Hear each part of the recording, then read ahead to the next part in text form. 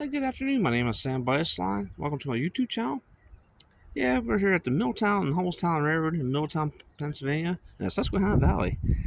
And yeah, working yesterday here, cleaning up, going through things and sorting, separating. 5S is uh,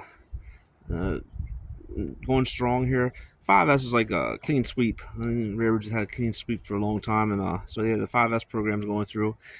But yeah, this is just 47 years worth of glut, and it's amazing when you have projects. And Wendell had a lot of projects and a lot of big dreams, and it's amazing how Mother Nature will just take over the property and just grow trees. And then you have the glut of not maintaining things, not throwing any things out, and it just became a mess. So yesterday we had some volunteers here, and we got in here and just sawed the rest of these trees out, got them out of the power lines here. They were just short saplings, but they keep on growing back. So once we get in here, everything goes. Everything's getting cleaned up and organized, and we'll make sure this fence row is nice and clean down through here. And we gotta make sure you have all the sharp edges all gone and all the tree stumps, because at nighttime you have your crews out here walking around. You want to make sure you don't have no slips, trips, and falls, and stumps like that sticking up. That's just a bad day, bad night, because you're paying attention to what you're doing on the track and on the cars or whatever you're doing on the cars, around the cars, and you have that sticking up, and next thing you know you're on the ground. So yeah, all this stuff here is going to go away. And just a little bit of some background. So yeah, I ended up digging all the construction steel, put that off to the side for now, and utilize that and figure out what we're going to do with that. And then these two frames here that we're looking at are for PCC cars. And then as the top frame is one truck, and the bottom frame is for another truck. And then I had these little kind of parking brake on the side. Now, I haven't really explained how that works yet. I haven't had anybody explain that to me, because these traction motors sit down inside here, and they have on that side is the traction motor, and they got a drive shaft. So I haven't really quite figured out how this here works, but that's what they've been saying. So yeah, everything on here at the Middletown Railroad with me, it's a learning curve, and I want to learn. It's just that's one thing about me is, I like learning, especially don't matter if it has to deal with track or working on equipment, or working on streetcars, or trains in general. That's the thing. So yeah, you get to see how big the trees here got, and then here we have an old truck snow plow off of an old truck, and then we have this differential here.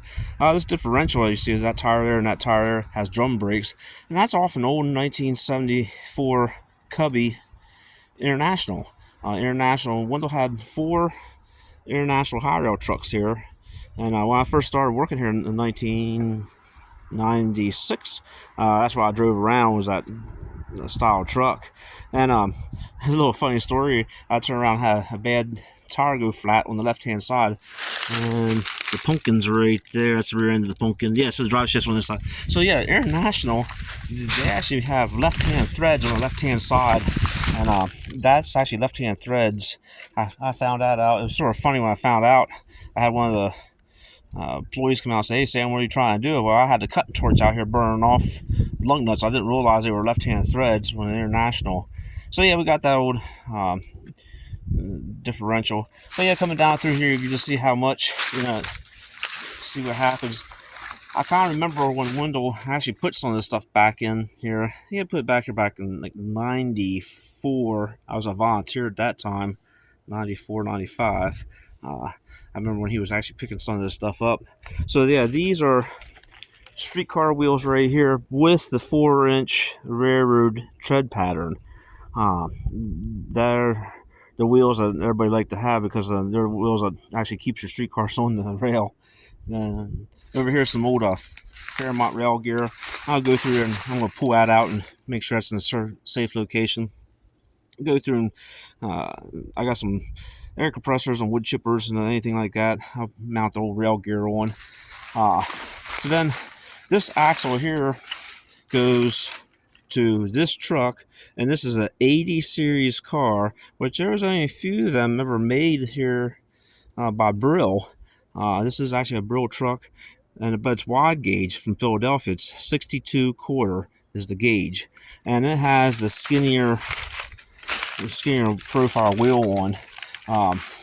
So yeah, this is gonna be saved. There's a group of people came in, and they're gonna go ahead and take a lot of this stuff off our hands, and that way we can get in here and start really cleaning up. And little story with these differentials. These differentials are standard gauge. So the measurement from here, now from right there, all the way to that flange over there is 56.5.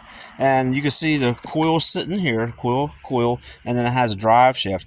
These actually came off the elevated cars that SEPTA had down Philadelphia. And come to find out, Wendell realized that you could take these differentials, and I'll come down here and show you, take those differentials and put them in a PCC frame. So this is the PCC frame. Anything that's missing is the magnet brake. So you can see how skinny these wheels are. That's a streetcar wheel. You can see how that's only like a 3-inch, and look how thin that flange is.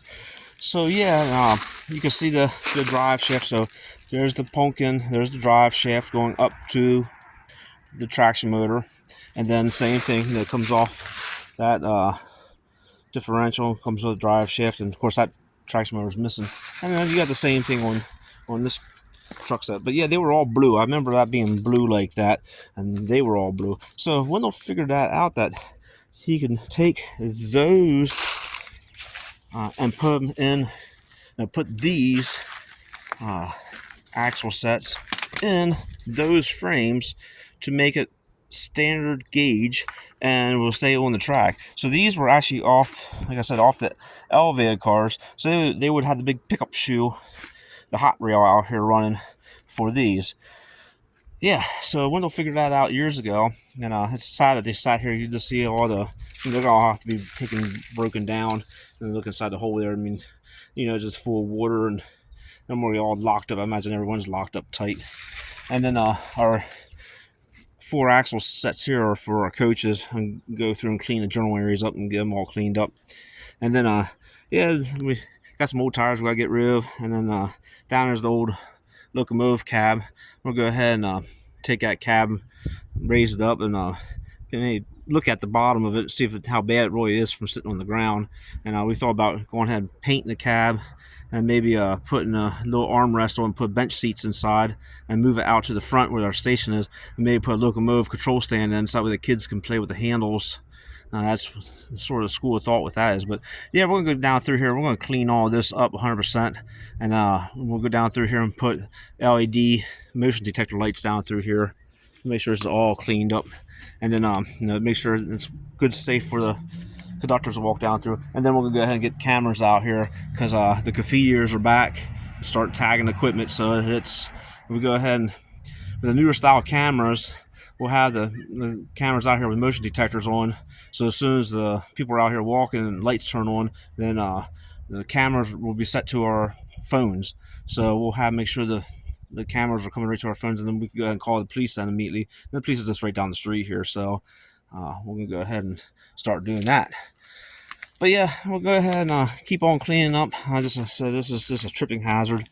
You can't have none of this nowadays with safety wise, and it's just so much work now, but it'll pay off here, just getting everything cleaned up and organized. And I want to get to a point where everything is in our, like on an Excel spreadsheet. I want to be able to have everything in my phone and everybody else's phones, so that way we know where things are at, and we just pull up on our phone right where the item is, and go right to it and go find it and utilize it, because we spent so many wasted time and effort going around looking for things, and yeah, it's just a waste of time. So the biggest thing is getting everything cleaned out here, and for safety, and then plus looks. And then too, we want to make sure we have a nice, decent looking train for the public, and we'll make sure everything's safe for everybody.